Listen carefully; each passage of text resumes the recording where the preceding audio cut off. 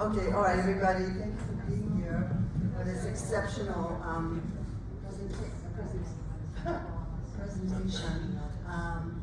David Shepler, the owner and creator of Zero Place, which we all dearly love and cherish. We do. We love it.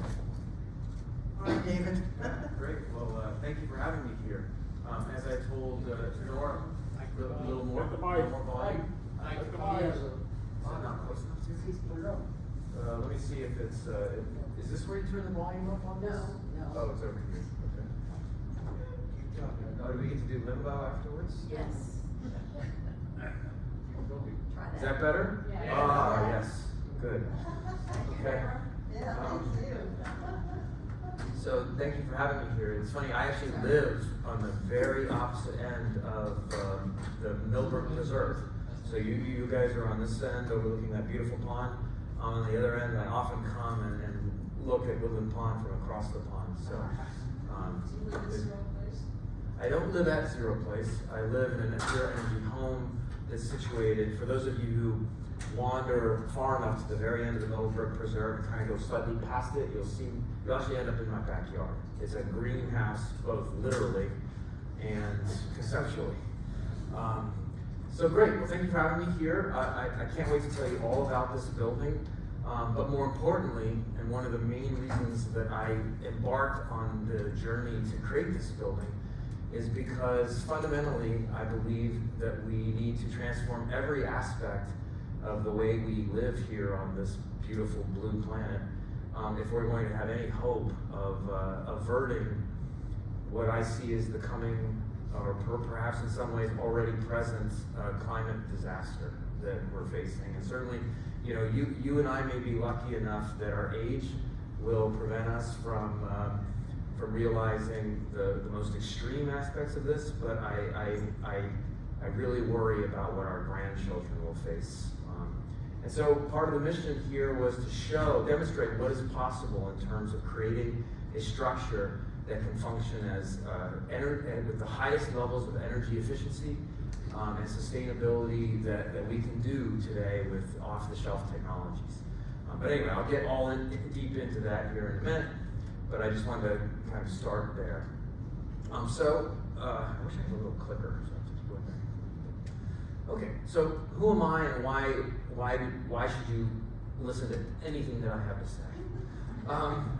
Well, as I mentioned, I am the founder of Zero Place. I do have 2 partners in the project. I couldn't do it all myself, but I launched this project back in 2015.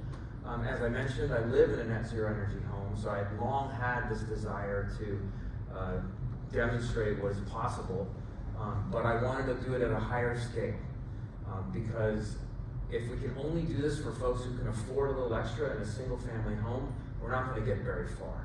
We need to demonstrate that these kinds of technologies can also apply to people who live frankly, in a more sustainable and way in apartment buildings, right? So that was the whole purpose of pursuing this in the beginning. My day job is, though, I'm not a developer. I work for a software company, a software startup, an AI startup called Elemental Cognition. Some of you may remember the demonstration of the IBM Watson system back in 2011 when Watson played on the Jeopardy game show. And I was part of that team at IBM. And my boss, our chief research scientist, a guy named David Ferrucci, had left IBM after and launched this startup and asked me to join him also to do this. And we're kind of doing the next thing following Watson in those days. So that's what I spend my days doing. But my real passion, honestly, is climate solutions. While I was at IBM, I also was the program director of the Smarter Energy Research Institute. Some of you may know that IBM's research facility is in Yorktown Heights, down in Westchester.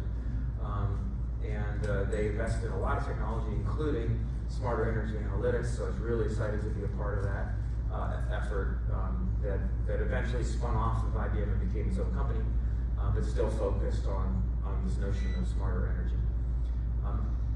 I own a net zero energy home. I was the first home of its kind in New Paltz. It sits, and those of you who have walked in the direction that I spoke of, you may have at some point wandered into what was an empty subdivision over there. And I was the first one to join with one of my partners to build the first home. There are now 16 of them. All of them function net zero energy, which means, let me just define that term. That means that over the course of the year, the building itself produces more energy than it consumes.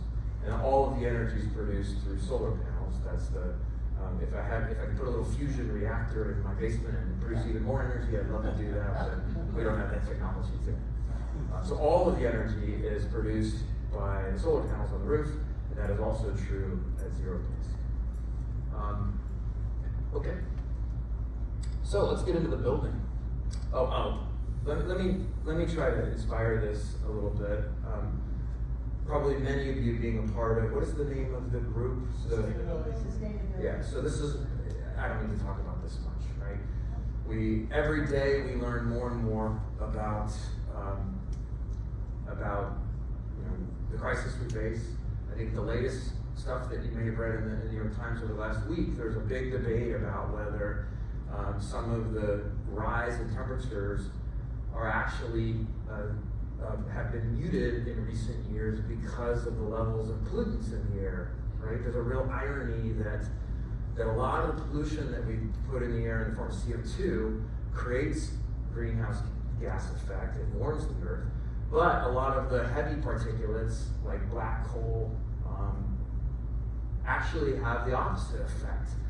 That is, they reflect away energy as well. So there's this big debate whether that once we start removing that kind of pollution, we may actually accelerate the speed of global warmth even more, right? So it's a scary prospect. James Hansen, who's sort of the godfather of climate research, really believes that we're going to see a massive impact in the next 10 to 20 years because of this particular effect, and we've been way underestimating that counter effect of these heavy particulates.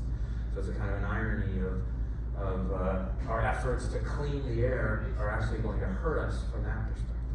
And anyway, the point is that we've got to do a lot more, way more. We have to transform every aspect of the way we live, from the buildings we inhabit, to the cars we drive, to the food we eat, and you name it. If we're going to lower emissions, try to get to that all-important net zero goal, and stop the level of global warming, and try to kind of at least arrest it before, over the decades, try to reverse it and bring it back to a more sustainable pattern.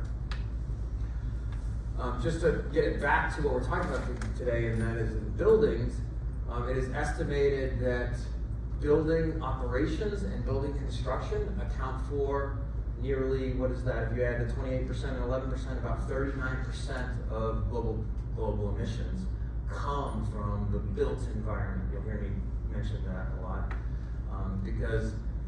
And the built environment is, think of it as every structure, the one we're sitting in here now, Woodland Pond, to single-family homes, to apartment buildings, and even to office buildings, etc. All of that comprise the built environment, and those buildings consume and emit a lot of CO2. Most of that is in the form of heating, particularly in the Northeast and in the colder climates. We use a lot of fuel oil, use a lot of natural gas, to heat the buildings, and the hot water we consume in the buildings, and that's the primary source of emission. There's also emissions from concrete, of course, which is a big material used in building construction, including in Zero Place and even my home. There's a lot of efforts to try to reduce that. I'm not as worried about emissions from concrete when it comes to an individual building, because that is amortized effectively across many, many years. If Zero Place exists for the 200 to 300 years that I expect it to, the cost of that CO2 was only one time when the concrete was poured at the building. It doesn't continue. So operations are a much more important thing that we can address today, but I do want to see us try to lower the emissions of concrete production as well, because of course we use that everywhere for roads and so forth. Okay, So how do you go about trying to make a carbon neutral building? There are a number of things that you have to do. First of all, you've got to electrify the building. You've got to remove the consumption of fossil fuels. Right? And the reason for that is if you can electrify it, then you can focus on where electricity itself is made and try to decarbonize electric production. Just like with automobiles, if each of these individual buildings and car are consuming fossil fuels, there's no way to address that, right? You simply can't capture the emissions at the point of consumption, right? So you've got to electrify them. It's the only way we know today to try to decarbonize building operations. So the first thing you have to do is you got to electrify. But that alone is insufficient, because if you electrify a building, but you throw a whole bunch of new electric load on the grid, you're going to overwhelm the grid very quickly. To try to convert all of that, it's estimated, I think today, something 80 to 85% of buildings in the Northeast are heated with fuel oil. Can you imagine switching that over to electric systems overnight? The grid is estimated to need 3 to 4 times the size of what it is today to handle all of that new load. So you got to do it in an efficient way as possible so that you can manage the grid sustainably. And then, of course, then you can focus on decarbonizing the source of electric production. That's already happening in tremendous ways, particularly in the state of New York.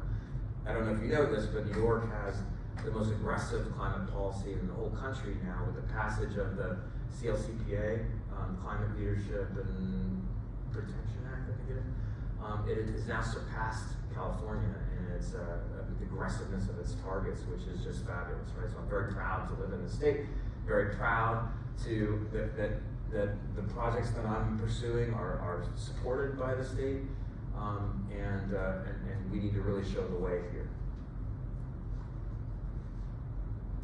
Okay, how many of you have actually been to Zero Place? Like Dry Fly Coffee, probably?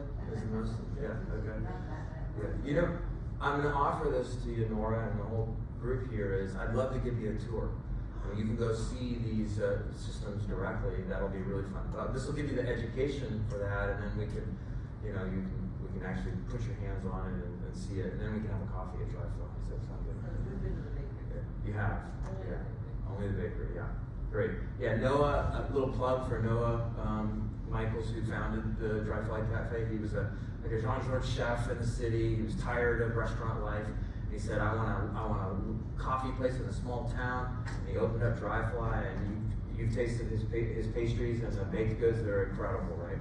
And so he's doing a lot of great stuff there. He's very, very focused on, there are so many elements of his cafe that are about sustainability, and I can tell you a little bit about that too, but I'm getting distracted. Okay, so Zero Place is a mixed-use net zero energy building. It's comprised of 46 residential units. 5 of those are officially affordable housing units. 25 of those units are 2-bed, and 21 are single bedroom units. We also have the 8,400 square feet of retail space, which includes, of course, Dry Fly. We finally are getting that, man, this stuff's been empty for so long, it's killing us. And commercial's really hard. Retail filled up instantly.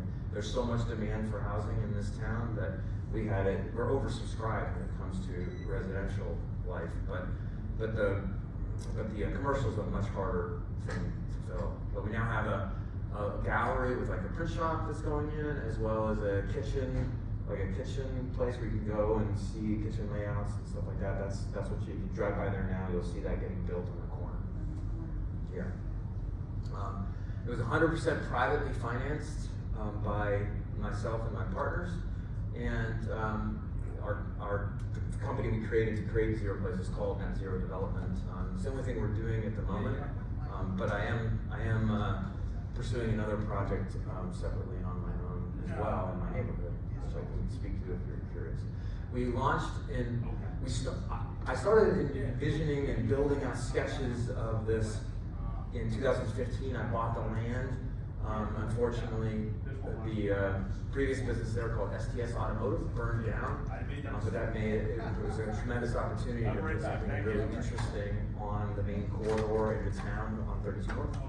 And so we broke ground finally in 2018. It was very difficult to get the approvals for this, and I think if we have time, we can talk at length about how the permitting processes in this country are really hurting us when it comes to rapidly addressing climate change things, right? Whether it's putting in a solar farm, a wind farm, changing our building stock, the permitting processes are just incredibly onerous, and that was certainly true here, where ironically, some of the neighbor, the NIM, what I would describe as NIMBY folks, right?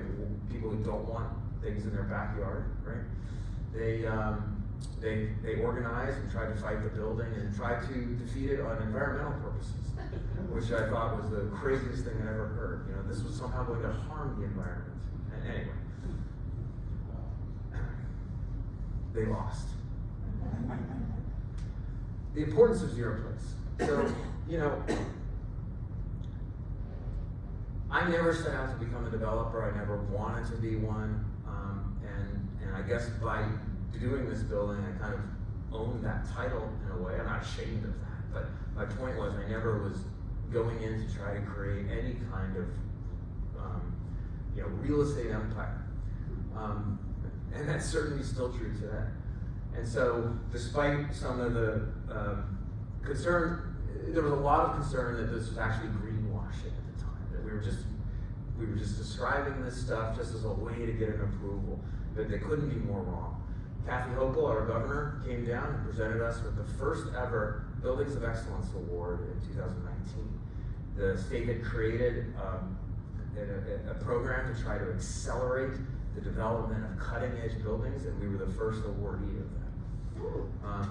Thank you. And it wasn't just a trophy. The state gave us $750,000 to help offset the tremendous costs of. So they put real financial backing in this program. It's not just not just flowery words. So anyway, we're very proud of that, and that helps us because one of the challenges in creating the most sustainable buildings you can is you're still using technologies that, while they are off the shelf and that they exist, you're not creating fundamentally anything new. They're still a bit pricey. And the whole purpose of this program is to get those first movers to help offset the higher costs to use those technologies in hopes that it will make it cheaper for the next folks, right? The scale is what allows all of these things, the price of things to come down, right? Whether it's a television or a geothermal system on a large scale, it all requires scale to bring this stuff down and thus to be able to make it become more of a mass market. So the reason why NYSERDA and the state of New York are interested in investing in this is they are looking for examples that they can tout across the state and even beyond. So this is an official reference project for the state. They've installed sensors all throughout the building, and I can show you this if you come to visit, that are under lock and key because they want to know that they want to independently be able to say that the building is functioning at the level we claim. So there's a bunch of infrastructure there that we can't touch and that they independently gather this information. And that will ultimately inform policy about, how should code evolve? What other projects do they want to get behind? What should they generally promote as best practices? It's the whole point of Zero Place. And that's why it also, by the way, it has that really bizarre name. Every time I said early on, whenever I'd tell people the name of the building, Zero Place, they always got this kind of weird look. Like, what the heck is that? Who wants to live in zero? Well, I tell you, a lot of people want to live in zero, right? Yeah. Okay, so now let me now tell you about the 4 systems or technologies that come together to enable this building to achieve net zero energy. The first and simplest one is the envelope. And this is what is most addressable in existing housing stock today. In other words, it's one thing to go out and create a brand new building and make it perform at this, very high level of efficiency. But we can't go and just knock down every building and house in the country, right? The real challenge is going to be to retrofit existing buildings to make sure that they can perform as well as they possibly can. And so a lot of these lessons have their analogs for existing buildings, and we could talk about that too if we have time. But anyway, the envelope of the building is the first thing you have to address. Just like when you go outside in the winter, you want to make sure you have a good hat, a nice warm hat on, warm shoes, a good warm coat. You want to make sure that you are as insulated as possible. And so is true for a building. All right, so Zero Place uses what are called insulated concrete forms. You can see the forms in the upper left there. What you do is you stack these things like Legos, and then you put some rebar in the middle and you pour concrete in them. And the form, this is nothing more than styrofoam. It's literally, Zero Place is like one giant styrofoam cooler. Literally. And so you pour the concrete in, and the form not only allows the concrete to set and become the support for the building, but you don't take the styrofoam away. It becomes the insulation. There's about 3 inches of styrofoam on the outside of the concrete, and another 2.5 inches on the inside. So you've got about 5.5 inches of styrofoam insulating the building. The other beautiful thing about the ICF construction is it's airtight. And this is something that is really important in buildings, and this is why there's a lot of effort afoot with retrofitting to go and find and seal homes. You've got to stop the air from easily leaking out of the house, right? So the airtight nature of these forms is a really nice property. They also have a bit of a thermal mass effect that improves the overall insulating properties of it. So it's just a great technology and very simple and cheap. The other benefit that you get from a development standpoint is there's a lot less labor involved to build these things. It's amazing to me when I go around and I see all these expensive McMansions being built everywhere. They're built with sticks, with 2x4s. It's like, I think we're the only country in the world that does this on such a scale. Europeans just frown at that. You know, they're used to building structures that will last hundreds of years, not decades.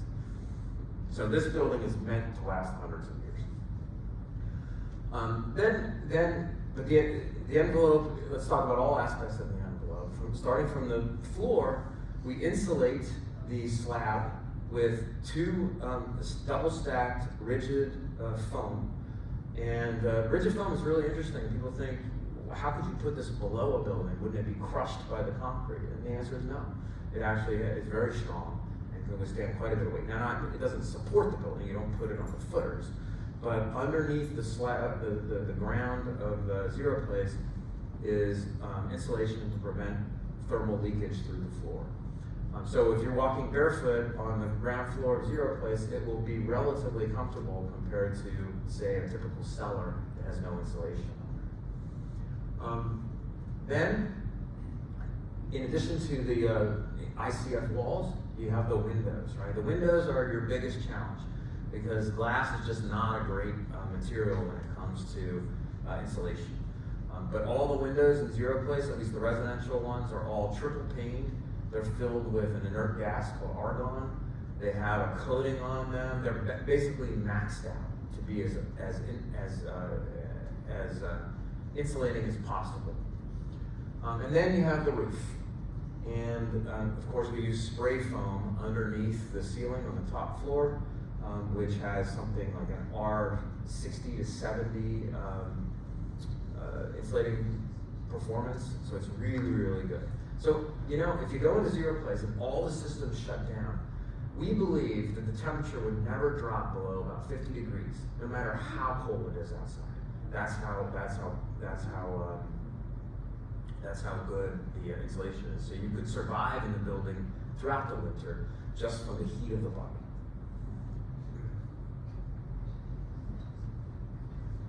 Okay, probably the greatest single innovation in the building is our ground source heat pump that people call colloquially a geothermal system. Geothermal is a misleading term because geothermal is really meant to mean like geothermal energy, which is when you tap into the magma core of the earth, right? Like in Iceland and in the northwest of the US. We're not doing that, but we did put in 15 400-foot wells that allow us to use the ground as a sink source to both extract heat from the ground that when we need it in the winter, and to deposit heat into the ground when we're removing it from the rooms in the summer. How many of you are familiar with how heat pump works, like an air source heat pump or mini split? Okay, so a lot of you are familiar with that. It's really no more than a refrigerator. Like, we've been using refrigerators since before all of us were born. Right? But now it's been taken to a scale and to a level of refined engineering to allow it to perform at incredible levels. And our system is probably the most important, I would argue, geothermal system in the entire state. This is the first building of this size to have both all of the HVAC, the heating and cooling in the building, as well as the domestic hot water, all produced from a single geothermal loop. And so what this geothermal loop is think about it as we have this mixture of ethanol and water that's in a closed loop that goes down all 15 wells, 400 feet, 400 feet, 400 feet, massive amount of contact with the earth. We circulate this loop throughout the building, and then in each of the units we have a heat pump that is attached to that loop that then can either cool or heat the room as necessary. And here's a really cool thing about our solution, is that it turns out in a building of this size, actually this occurs elsewhere as well, but there's this amazing balancing effect that occurs particularly in the spring and in the fall. In the morning, when one side of the building is being heated by the rising sun, you have some units that need to be cooled off. But it's still cold on the shadowed side of the building, the rail trail side in this case, and so they need heat. So the beautiful thing about this single loop that's circulating throughout the building is it's basically moving the heat from these apartments to these apartments. So it's done incredibly efficiently. The only cost to that, the only energy consumed to move that is basically the circulating pumps and a little bit of boost from the heat pump unit itself. But it's incredibly efficient. So the end result of this whole system is that this building is able to keep everybody at exactly the temperature they want at a very small fraction of energy cost. It's quite impressive, and I'll show you some of those results from its first year of operations here in a couple of minutes. So anyway, if you come, I can take you down into the basement, and each of these black pipes goes to one of the wells. There's a outgoing and a return to each of these 400-foot wells. All of the wells are, I'm getting really dorky here for you guys, but I hope you, we won't talk about how heat pumps work, because it sounds like a lot of you know how that works. But here's a picture of Zero Place before we laid the foundation. And each of these threads is a single vertical well. There's about 8 that you can see here, and then the other 7 or so are kind of out of the camera view. But all of the wells are actually in the footprint of the building. Now, why does that matter? Well, there is a belief from our geothermal designer, who's this amazing guy, by the way, who's an MD research infectious disease physician in Buffalo by day, and a geothermal designer by night. And his name is Jens Ponighouse in Prague. And so he was very busy during COVID, as you can imagine, as an infectious disease researcher, but he loves this stuff. His house, he has like 20 bore wells where he's filled with all these different grout substances to see which one he can eke out a little bit more performance out of this grouting versus that. He's incredible. Anyway, he designed this whole system, and he believes that by putting the wells under the building itself, the building will act as like a thermal cap on top of these wells and keep them operating even more efficiently than if they were exposed to the elements. We'll see if that's true, but it's neat. And it also shows you that you can build a massive geothermal system in a very small space. These 15 wells, the physical size of Zero Place would be, there's enough room within the footprint of the building that we could build a building up to 28 stories high and still function with a geothermal system entirely encased within this building. That's how effective these systems are.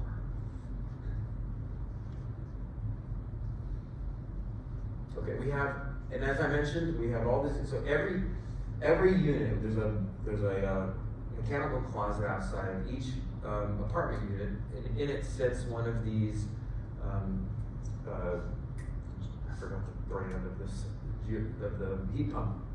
There's a heat pump unit there that provides all the heating and cooling. Everybody has complete control. They can keep. We tell them, pick the temperature that you like to live at and leave it there all year round. You don't need to mess with it. You don't want to turn it down at night, unless you want to turn it down for comfort purposes. But in general, we ask them, just don't mess with it. Just leave it at whatever temperature you want. And that's the beauty of this kind of technology. The domestic hot water, there are 4 large tanks that hold all the hot water for the building. But one of the interesting challenges there is you can't leave the water there, and then when you turn off on your faucet on the other side of the building, wait for 2 hours for the water to travel from these tanks there, right? So we also, in addition to a massive geothermal loop that goes all around the building, there's also a hot water loop, so that when you turn your faucet on, that hot water is only traveling a few feet as opposed to, many, many, many, many yards. And that's important too, because that's wasteful if you have to wait for your hot water to come on. You're just blowing the water. So this building has a lot. The most intricate aspect of the building is not the technology itself, it's really the plumbing. It's a very elaborately designed pipe systems for all of these different purposes. Okay, now probably the sexiest feature of all at Zero Place, people are so enthralled by solar. It is a pretty cool thing that we can capture the sun and turn it directly into electricity. It's pretty amazing photovoltaics are. For those of you who've seen the building, I guess all of you have seen the building, from the south side, you'll notice these solar awnings on the south side. They're probably not the most attractive thing, but they were put there very intentionally. Not only because we want to take advantage of capturing solar wherever we possibly can, but also to illustrate to people that this building is doing that. Because you can't see this beautiful solar array on the roof. But if you come to my tour, you'll be able to see it directly.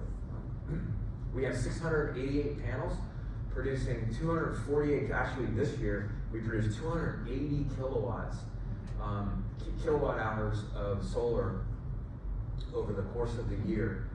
And, I'm sorry, I'm giving you the wrong numbers. This system is sized to produce 248 kilowatts of instantaneous power, but its total annual generation is about estimated to be about 296 kilowatt hours. We only produce 296 megawatt hours. We only produce 280 megawatt hours this year because the solar company didn't install it right. They put the wrong part on there. So we had a few months where the solar panels were operating at about half of the normal efficiency. They had to come back, pull up every one of the 688 panels and switch out this little piece that was a real nightmare. But next year we should easily achieve that or probably surpass it. Oh, one comment I'll tell you is we also are looking at someday installing a battery backup for our building, because today the only fossil fuels on site power a generator. The reason why we have to have a generator is because we have an elevator. And if you have an elevator, you can't just leave somebody stranded until Central Hudson makes it out, right? So we do have a generator that's attached to natural gas. We have to turn that on periodically. We have not had to use it.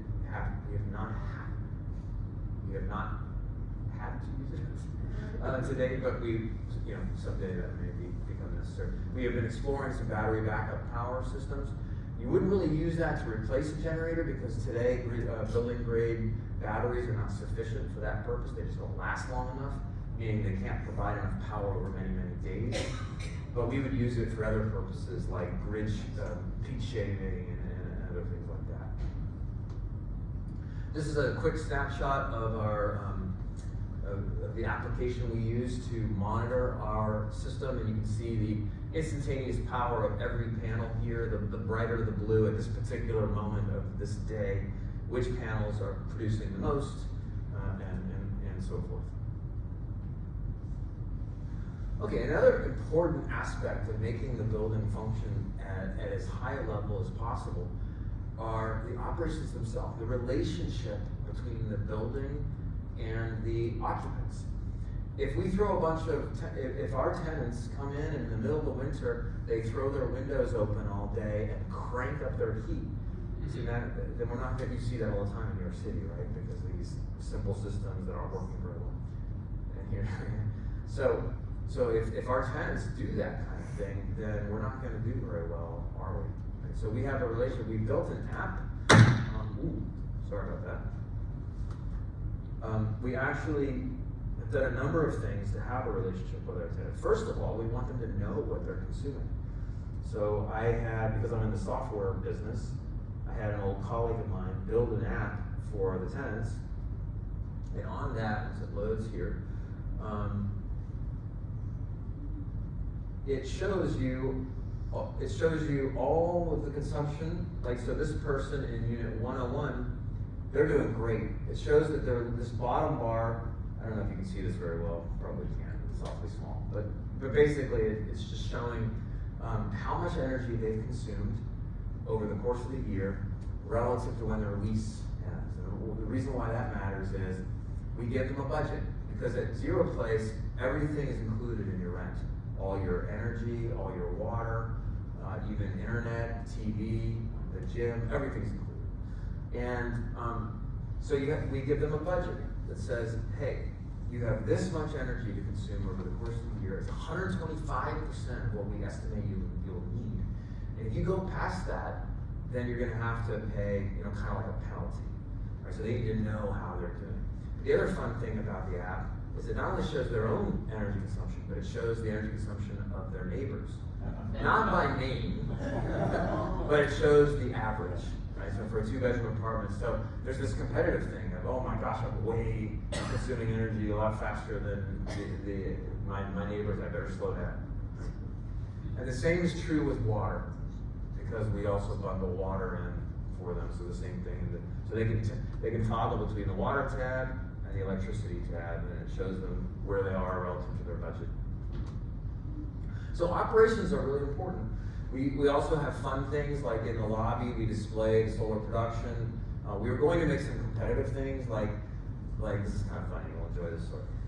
We were going to do a thing like, hey, whoever consumes the least amount of energy in the course of a month gets a gift certificate to Ottawa or something like that. But our energy rater, one of the guys who worked on the project, really dissuaded us from doing this, because he said, you know what will happen? People will go in and they will disable their systems. They'll go to extremes, and they will go all month without ever turning a light on. They will put themselves in dangerous situations because people are competitors. So we said, okay, yeah, we don't want people messing with those systems. We want them to actually keep them stable and so forth. So we decided not to go to that level of competition. But the point is, you want to make sure that people are at least aware of their energy consumption. There's a relationship. We have meetings together. We have gatherings like this where we kind of participate together in this whole mission. And that's important. A couple fun things. Again, you'll see this if you come. We created a gym on the northeast corner of, you've probably seen bright green color. Right? We found the only company in the world that produces treadmills and bikes that actually generate electricity. So after you're done walking or running on the treadmill, it tells you how many watts you produced for the building. And so it's a lot of fun. Also, we have 20 EV car charging stations. I noticed a couple out here in Woodland Pond parking lot. So we have 20 of almost half the parking spaces are equipped with EV charging. Only a couple of them are being used today, but the point is that EVs are really catching on, and eventually will replace the combustion engine entirely, so we need to be prepared for You'll also see the Empire Trail. We love the fact that it was very intentional, placing Zero Place here. It's immediately adjacent to the Empire State Trail, and that enables people to ride their bikes into town, to walk, to have a relationship with Huguenot Street. There's even a bus stop on the grounds. Right, I think you can take the Ulster shuttle right to Zero Place from here. Doesn't it pick up here? Yeah. And so it can drop you off right there. And the whole point is we have, I think now, 3 or 4 residents who do not own a car because they feel like they have a sufficient means to get to the grocery store, to get into town, and so forth. We have about 50 bike parking stations there, and they're used a lot by the residents. So building a sustainable building is more than just electrifying it and doing these things that I described on the building itself. It's also about the relationship of the building to its community, to transportation, etc. So, in addition to building all of this stuff, you also have to know what's happening. You have to collect the data to be sure that the performance you modeled is actually turning out to be the case in the real world. This is a list of all of the sensors we've placed in the building. To give you just one example of many, we have each unit is equipped with, I should have mentioned this earlier with the HVAC stuff. Each unit has its own ventilator. Because the building is airtight, in a typical home, you count on the fact that it's so leaky that the lived-in, yucky air inside naturally trades with the fresh air outside just by leaking through the windows and the doors and so forth. When you build a building like this and you make it airtight, you can't rely on that leakage, right? So you have to have a ventilation system. So each unit has its own, and the opportunity it presents is twofold. One, the air in the units is HEPA filtered. So it's incredibly good. It's great for people with allergies, pollen, those kinds of things. It's the best air that you can have. And 2, it allows you to recover some of the heat that you would normally lose as that air leaks out of the building.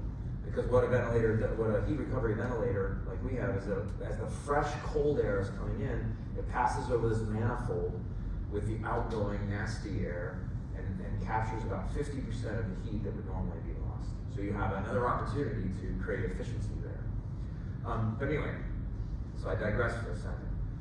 The reason I brought that up is in the relative to this idea of data collection and monitoring, the way the ventilator works is if you ever turn on your oven, or when you turn on your oven, the ventilator kicks on at a higher level because it knows you're cooking, it knows you need to evacuate the moisture from cooking and the smells and so forth.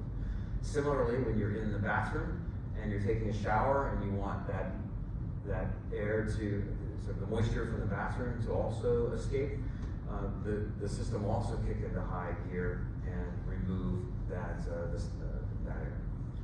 And similarly, you have other controls, but there are sensors that enable all of that. So, all of that together, operations, data, all of the technologies I mentioned about the building itself, well, we actually operated the building for a full year at this point. So we can look to see how well it performed, and here are the results. So between June of 2022 until last May, this is what we found. The total energy use of the building was 280 megawatt hours. I told you that we were not able to produce as much solar as we had hoped because of the error of our solar installation. So in this first year, we fell 3.5% short of achieving true net zero energy. But if those solar panels had operated as anticipated, we would have easily achieved it. But here's the really cool thing. So it turns out the measure of a building's effectiveness when it comes to energy efficiency, the solar panels are you can have solar panels anywhere, you can put them out in the field, you don't have to put them on a building. The really important thing is to make a building that is as efficient as possible. And it turns out that Zero Place performed at an energy utilization intensity measure of 17 kilobitu's per square foot per year. That's a mouthful. What does that mean? Has anyone heard of passive house? The passive house standards? Is that a word? Okay. Well, Germany are really the leaders on developing a lot of these standards, and there's this holy grail of a number called EU, a measure of achieving 15 EUIs. If you've achieved this in a large building, then you have reached nirvana. Okay. Most buildings that have tried to achieve that magic 15 EUI number often measure at between 25 and 30. They fall massively short. Zero Place, in its first year of operation, came within a whisper of achieving that magical 15, that magical passive house North Star of 15. So we were really, really happy about that. And we think we can even get down this more by addressing some of the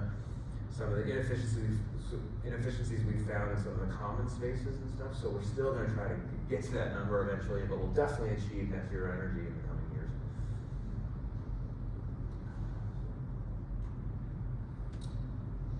Okay, this is kind of interesting as well. I told you that in typical buildings, the largest portion of energy consumption is always the production of heat.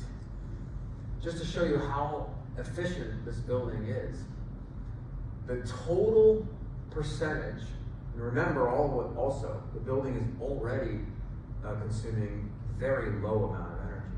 But even of that low amount of energy, only 36% of the building load is going towards heating and cooling and hot water. That means the other 44% are things like building loads, like people plugging their computers in at home, watching their televisions, everything that you do with your normal plug-in stuff. This is almost flipped of what you would see in any other building, where the heating and cooling and hot water would comprise easily 60 to 70% of the building energy cost. And this is on top of the fact that already the building is incredibly low amount of, very low energy intensivity. So this is quite an impressive number, and New York has definitely noticed. Okay, so just to conclude, I just want to kind of give the origin story again, just to show you some of this because it's kind of fun. That was the original automotive shop, STS. Were any of you living around here at the time? So you may have seen it? Okay. I don't know I've always been curious how many residents in Woodland Pond are from the New Paltz area, Hudson Valley, versus a lot are.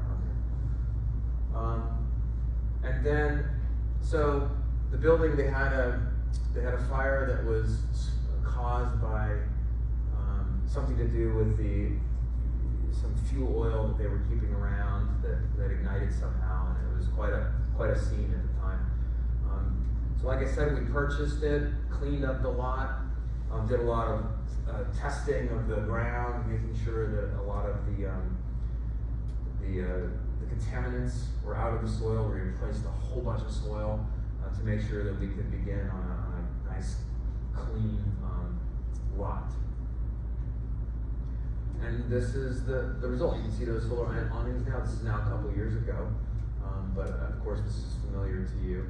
I think this is kind of fun. This was just to show you how incredible architects are in these renderings. I want to show you something. So here's a rendering of what we built before we even broke ground and what it might look like. Right, so this is from the south. Dry fly, of course, is right here, as you remember.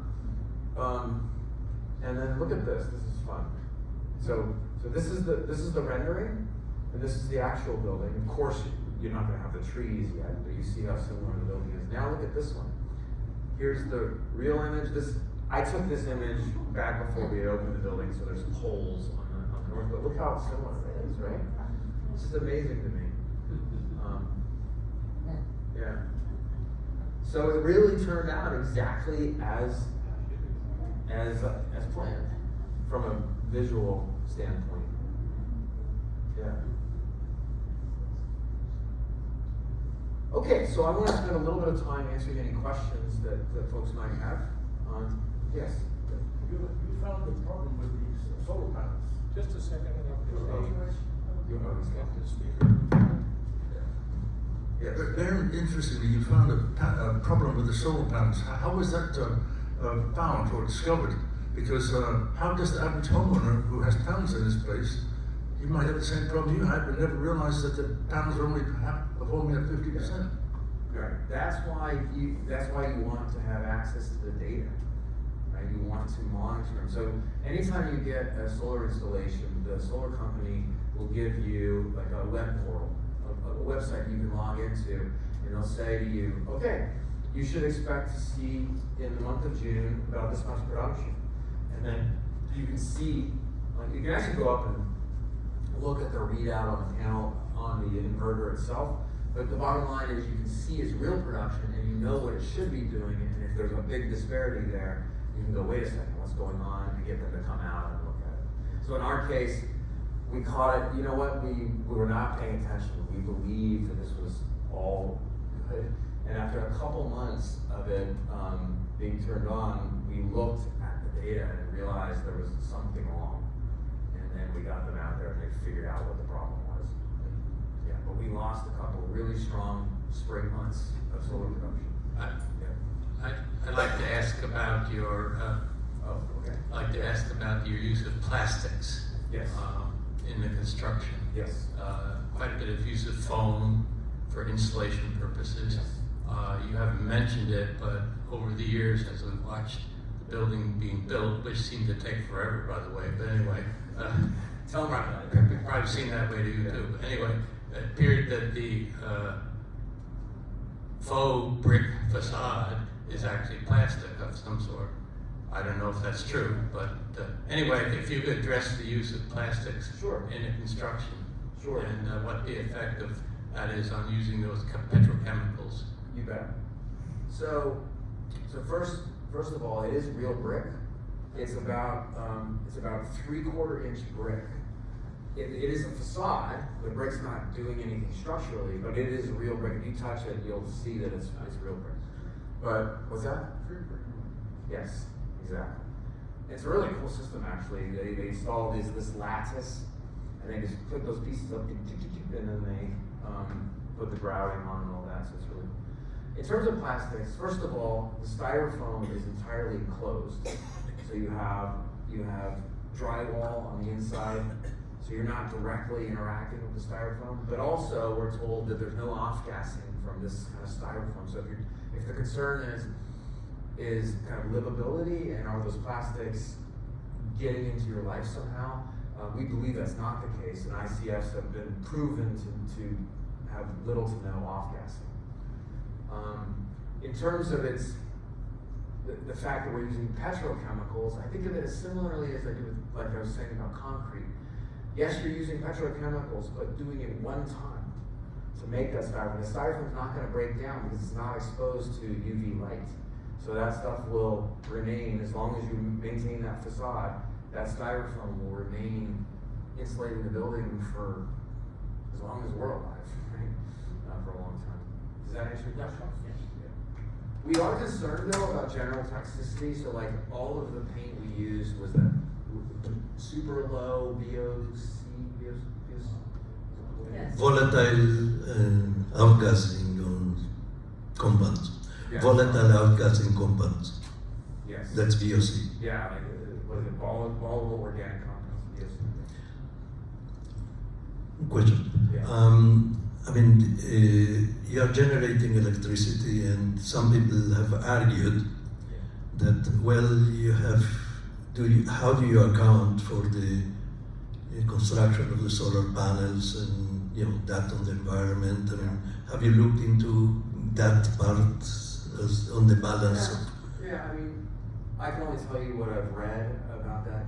There's a lot of work being that this is the same argument that's used with like the lithium batteries in an electric vehicle. Is like if you look at the whole life of the vehicle, the carbon cost to produce it, the lithium batteries, even the aspects of these rare earth elements like lithium and cobalt and stuff. What is the total picture?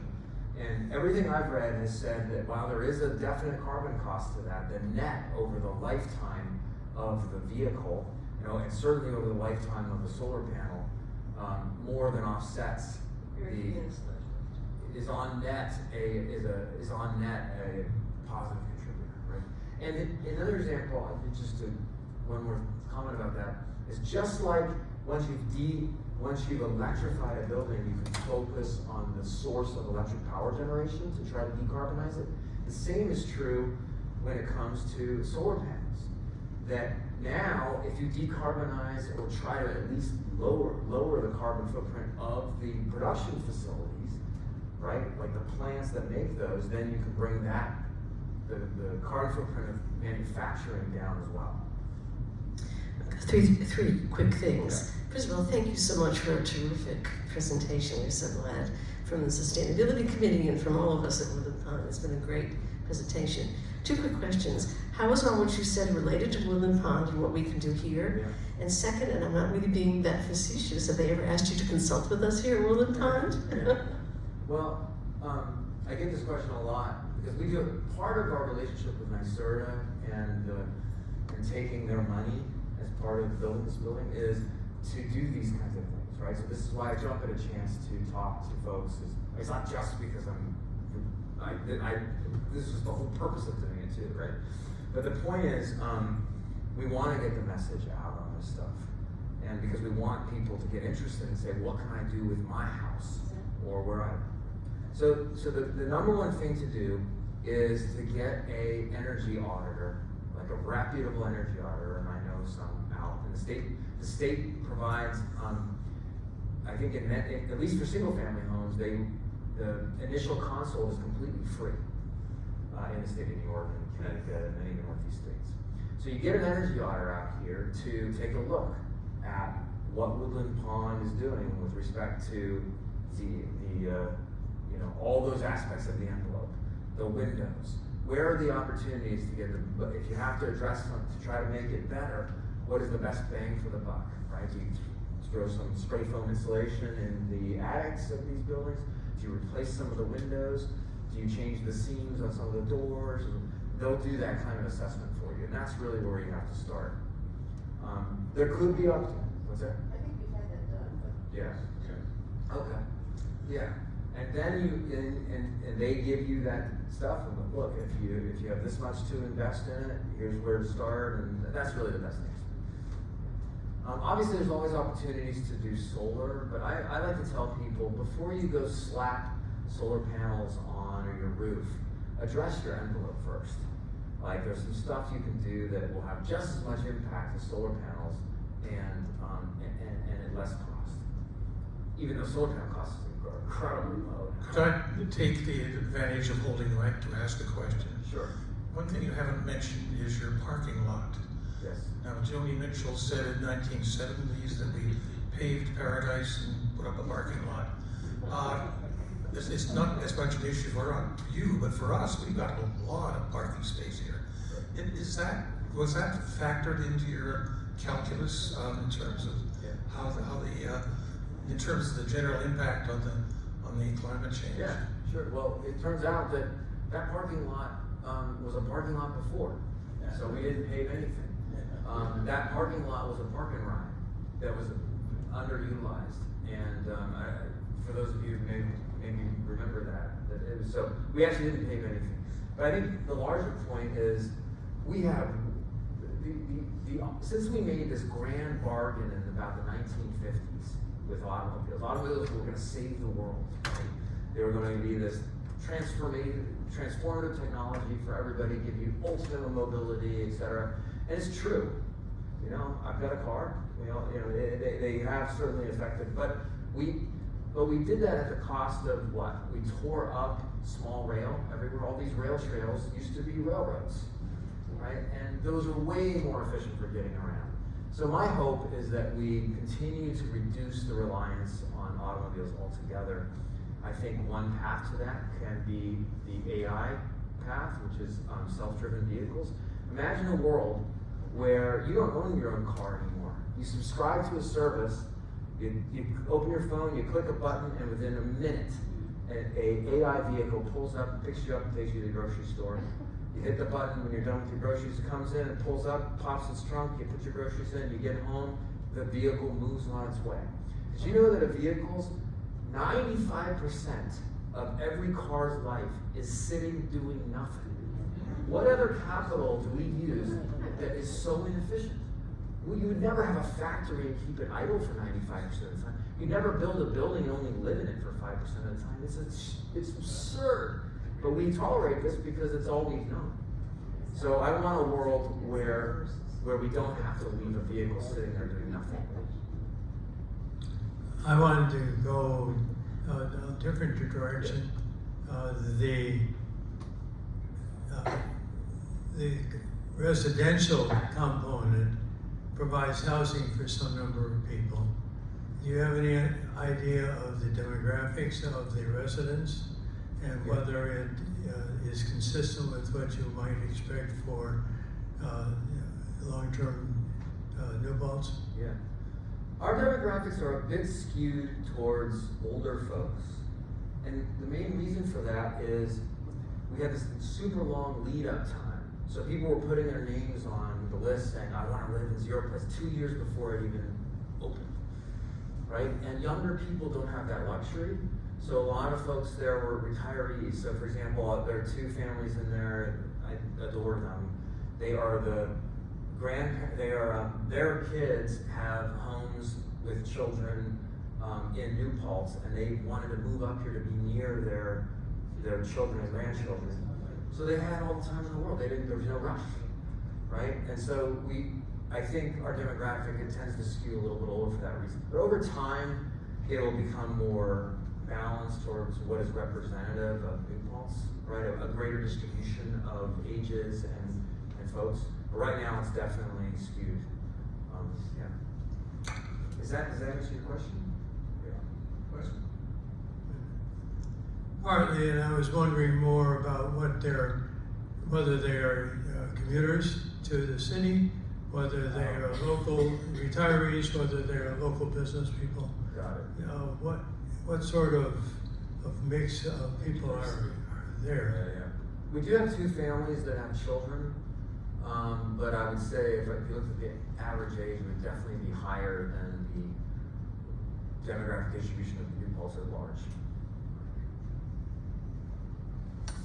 What about diversity? Yeah, we don't track diversity. You're actually not allowed to do that. Right? We are committed to fair housing laws, so we cannot discriminate against, and certainly nor would we have any reason or desire to do so. But New Paltz is a pretty white community, to be frank, right?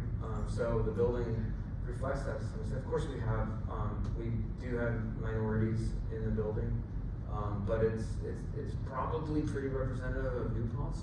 But New Paltz itself is not anything like New York City, right? In that regard. Yeah. I think we just take two more questions.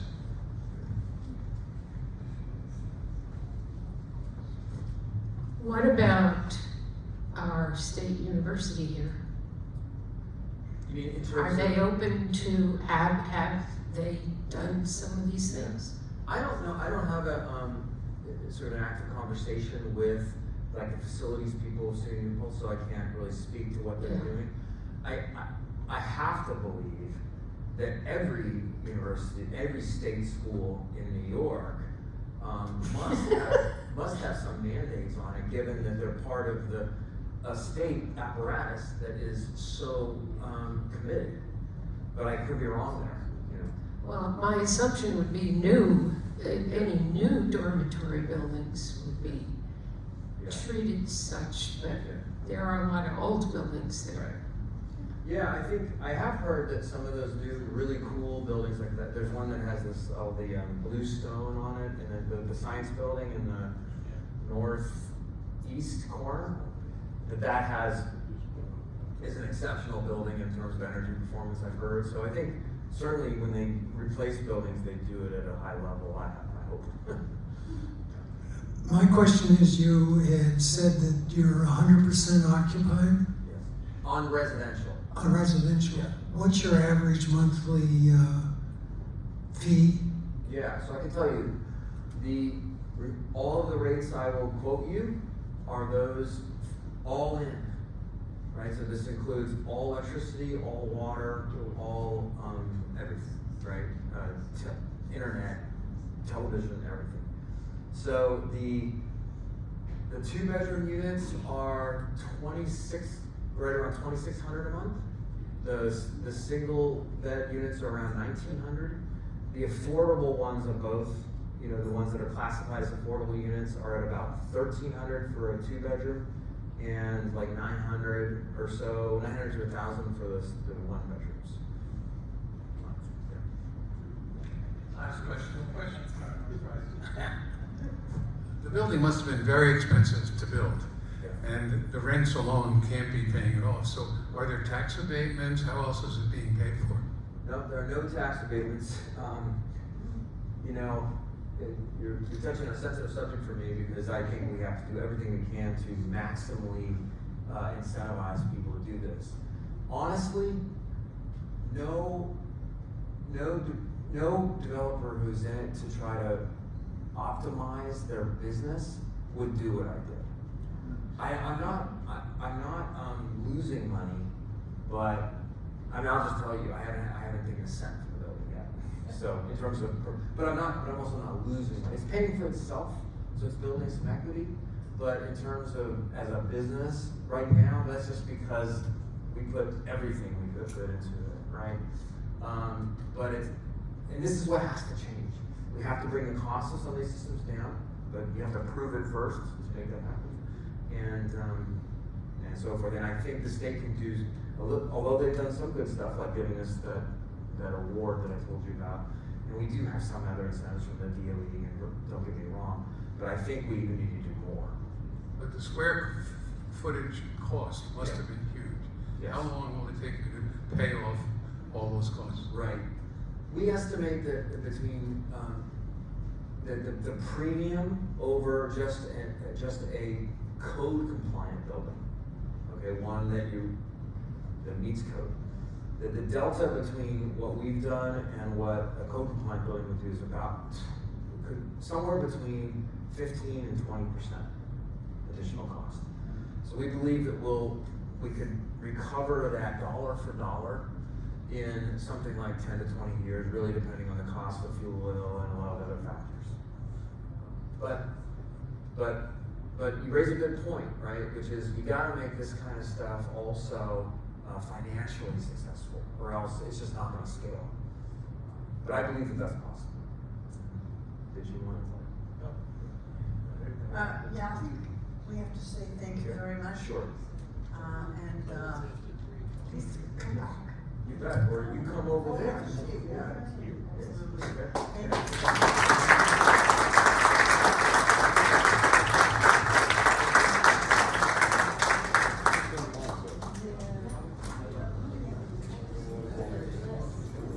SusCom. Oh, I did. Yes.